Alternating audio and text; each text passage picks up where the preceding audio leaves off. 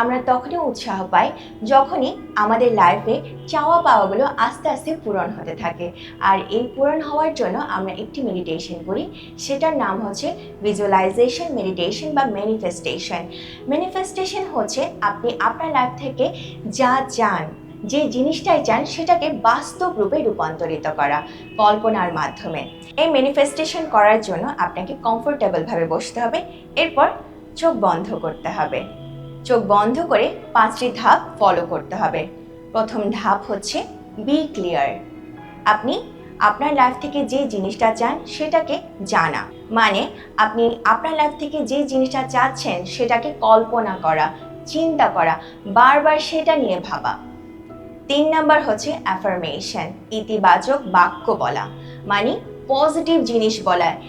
এই আপনি যে জিনিসটা চাচ্ছেন সেটা নিয়ে পজিটিভ থিঙ্ক করা এবং পজিটিভ বলা। যেমন আই অ্যাট্রাক্ট সাকসেস।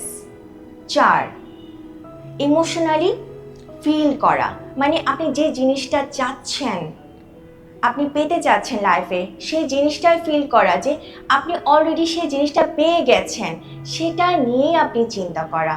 5 নাম্বার হচ্ছে টেক অ্যাকশন, মানে আপনি যখন এই 4টা ধাপ মোটামুটি ভেবে ফেলেছেন, চিন্তা করে ফেলেছেন, বাস্তব রূপেই নিয়ে এসেছেন কল্পনায়, তখনই আস্তে আস্তে এবং শরীর ও মন অ্যাকশনের দিকে নিয়ে যাবে, কাজ করার আগ্রহ জাগবে।